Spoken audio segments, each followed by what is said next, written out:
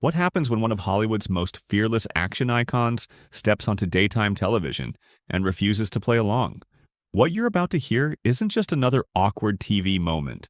It's a jaw-dropping clash that sent shockwaves through live television, a confrontation so intense it left millions of viewers stunned and one longtime host utterly exposed. Stay with me, because this story escalates fast. Before we dive in, make sure you're subscribed and drop a comment below. Do you think celebrities should fight back when they're cornered on live TV? It began like any other morning at the View Studios in New York. The lights were bright, the makeup brushes were flying, and Joy Behar walked into her dressing room with her trademark confidence.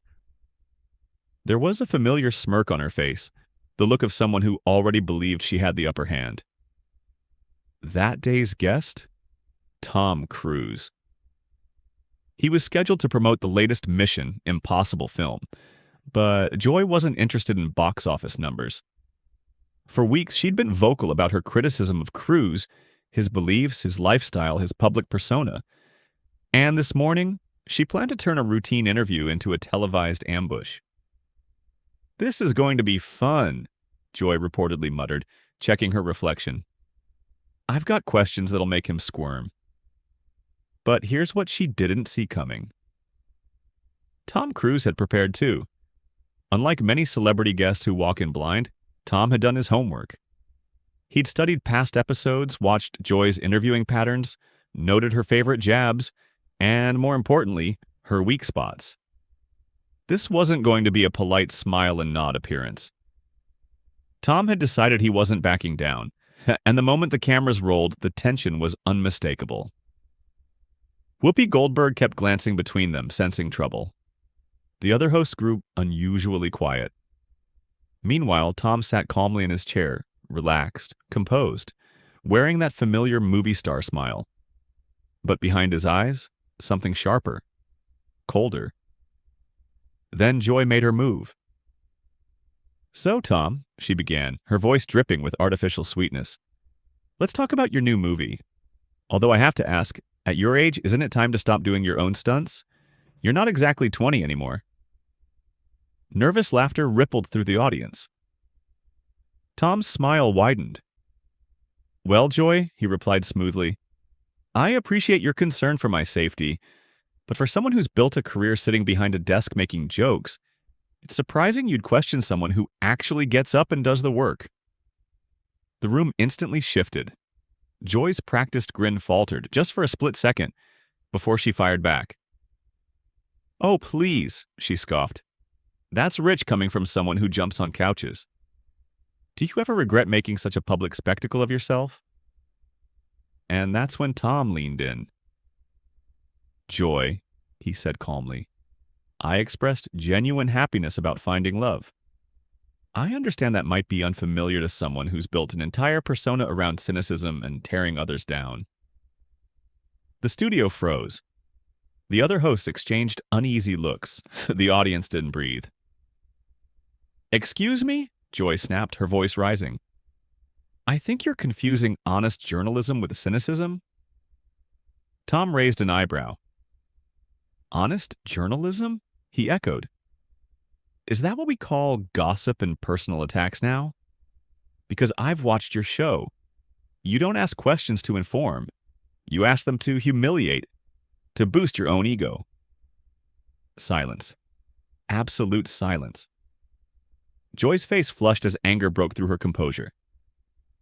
"How dare you come on my show and insult me?" she shouted. "Your show?" Tom replied, tilting his head. "I thought this was The View, a panel, or has it quietly become the Joy Behar Power Hour?" Whoopi tried to step in. "Let's take it down a notch."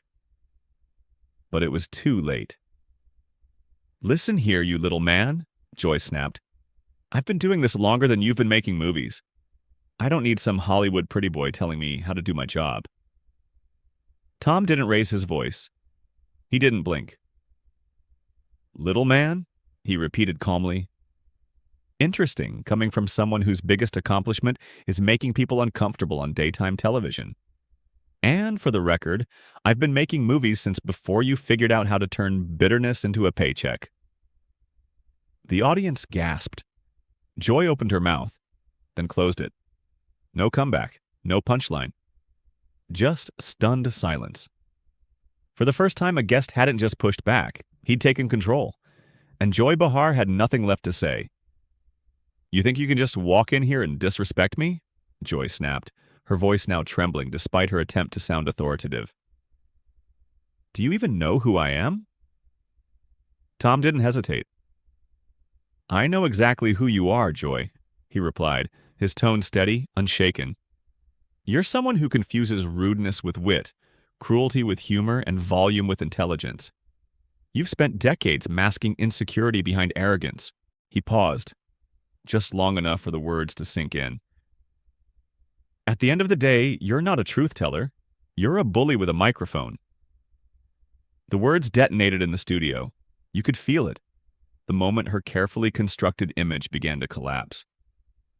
The host sat frozen, unsure whether to intervene or stay silent. The audience leaned forward, transfixed. Joy's face burned red as her professional mask slipped away, piece by piece. She glanced desperately at her co-hosts, searching for backup. None came. "You don't know anything about me," Joy stammered, her commanding tone gone. "I've dedicated my life to speaking truth to power." Tom laughed, not mockingly but genuinely. Somehow that made it cut deeper.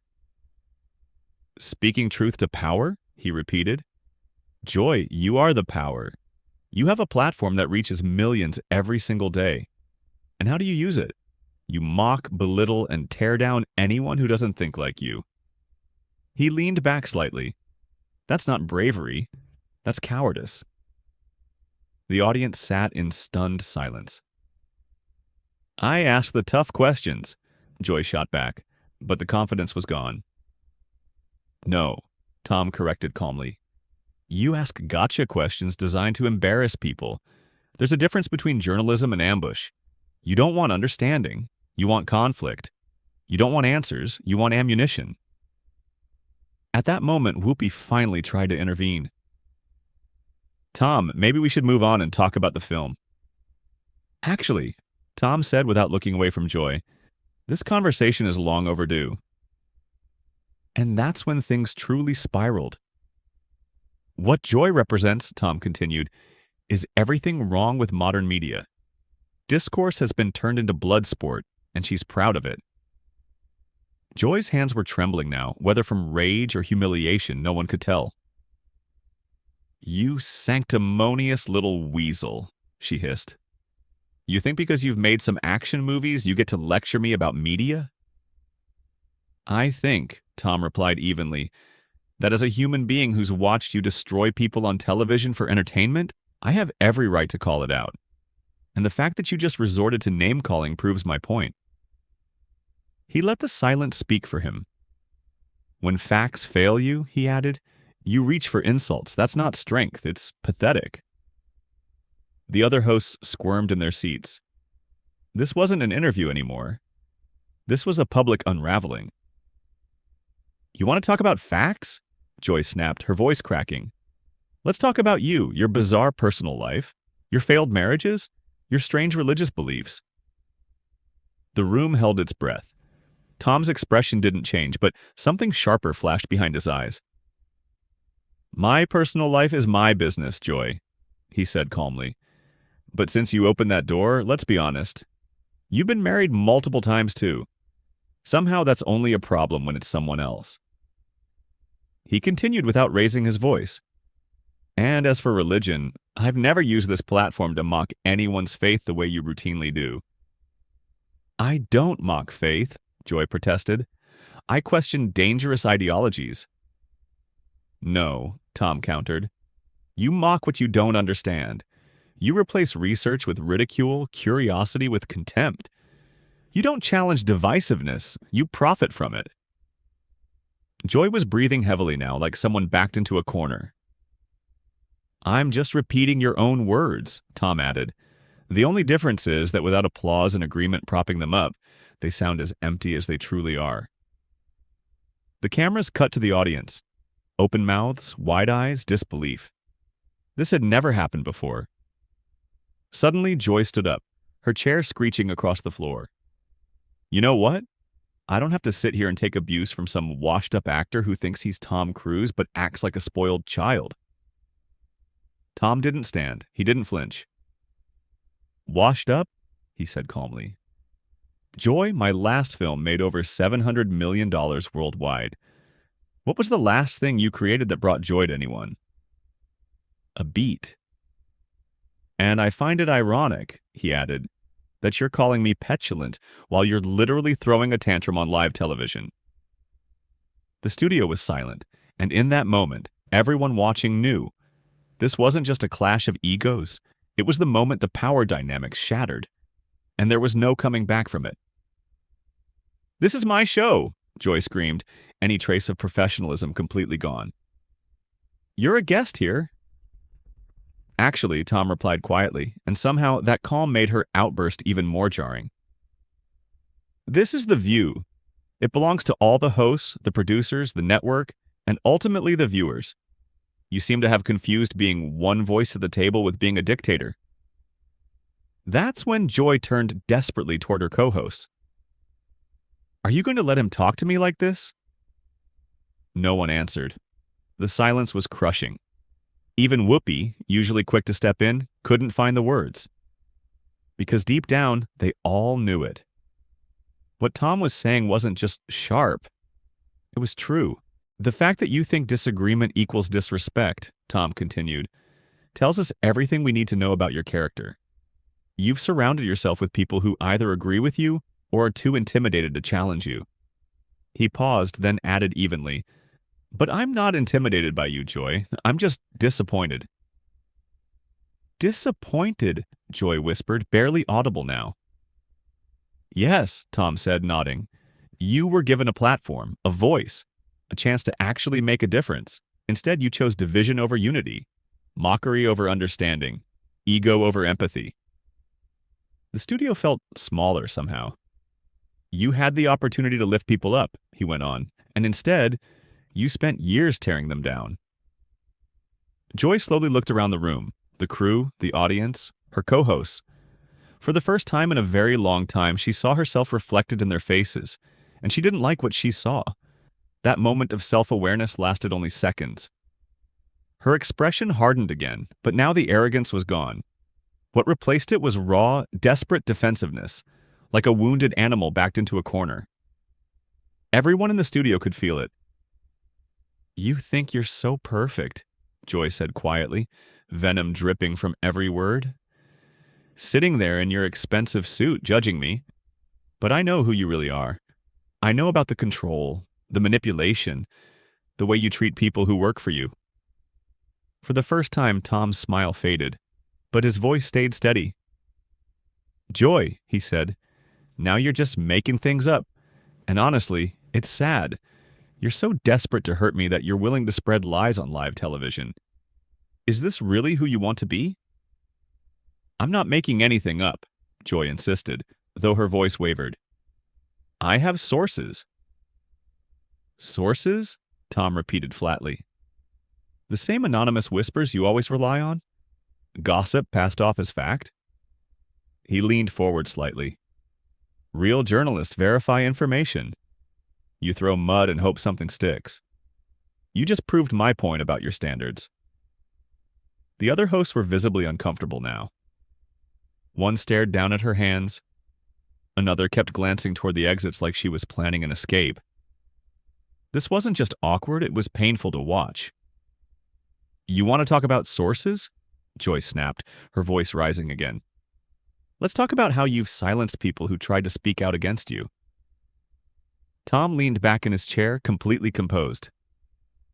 Joy, he said calmly, you're spiraling. Everyone watching can see it. You came into this interview planning an ambush. You just didn't expect me to fight back. He let that sink in. Now you're throwing out wild accusations because your usual tactics aren't working. They're not wild accusations, Joy protested, but even she didn't sound convinced anymore. Then prove it, Tom said simply. Right here, right now. If you have evidence, present it. Otherwise, you're proving exactly what I said.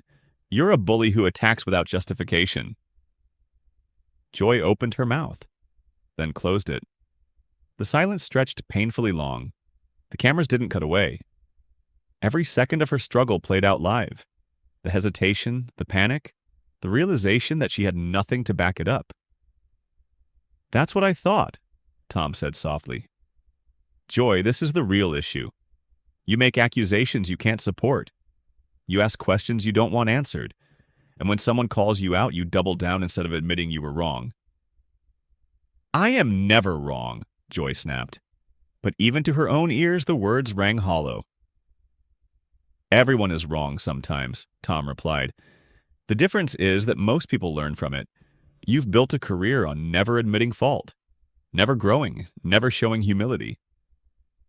He gestured around the studio, the tense air, the strained faces, the obvious discomfort. And look where it's gotten you. The room stayed silent, and in that moment it became painfully clear. This wasn't just an interview unraveling. It was a reckoning, unfolding live, with nowhere left to hide.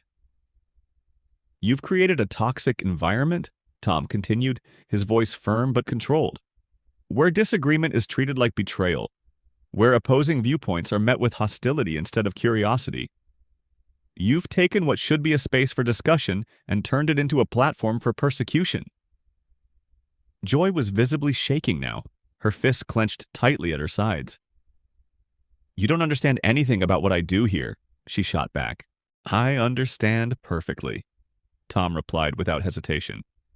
You've confused being provocative with being profound, being controversial with being courageous. But there's no courage in attacking people from a position of power, Joy. And there's no strength in picking fights you believe you can't lose. A voice suddenly rang out from the audience. Except you're losing this one. Nervous laughter rippled through the studio like a shockwave. Joy spun toward the crowd, eyes blazing. Who said that? Who said it? Joy! Whoopi finally stepped in, trying to regain control. Maybe we should take a commercial break. No, Joy snapped, wheeling back toward Tom and pointing at him. He started this. He came on my show and attacked me. Now he's turning everyone against me. Tom slowly shook his head. Joy, I didn't turn anyone against you. I simply refused to be your victim. And the fact that standing up for myself feels like an attack to you says everything about how you're used to treating people. You're twisting everything, Joy fired back, her voice teetering on hysteria. You're making me look like the villain when you ambushed me. I answered your questions honestly, Tom said calmly, and I defended myself when you made it personal. If that feels like an ambush, maybe ask yourself why honest dialogue makes you so uncomfortable. Joy stared at him, chest rising and falling rapidly. Then she looked around the studio, at the crew, the audience, her co-hosts. People she'd worked with for years. People who were now looking at her not with support, but with something closer to pity. Fine, she said suddenly, her voice flat. You know what? I'm done. I'm absolutely done. She began ripping off her microphone with trembling hands. 30 years in this business, she muttered, and I have to sit here and be lectured by some Hollywood pretty boy who thinks he knows everything. Joy, wait, Whoopi said, standing up. But Joy was already backing away from the table. No, Whoopi, I'm not staying here to be humiliated in front of millions of people. Not by him, not by anyone. Tom remained seated watching her, not with triumph, but with genuine sadness. Joy, he said quietly, no one is trying to humiliate you. But if you can't handle being disagreed with, maybe this isn't the right business for someone who traffics in controversial opinions. That was it. Joy slammed her microphone onto the table. The crash echoed through the studio. That's it. I quit, she shouted. I'm done with this show. I'm done with this network. I'm done with all of you. She stormed off the set, heels clicking sharply against the floor as the cameras followed her all the way to the backstage doors. Then she was gone. Silence filled the studio. Seconds passed. It felt like minutes. Finally, Tom broke the quiet. He turned to the remaining hosts with a small, almost awkward smile. "Well," he said, "should we talk about the movie now?" And just like that, one of the most shocking moments in daytime television history was sealed. No shouting match. No insults thrown back and forth. Just truth, composure, and the refusal to bow to intimidation. Now I want to hear from you. Do you think Joy Behar got what she deserved? Or did Tom Cruise go too far? Hit that subscribe button, drop your thoughts in the comments, and stay tuned for more unbelievable moments caught live on television.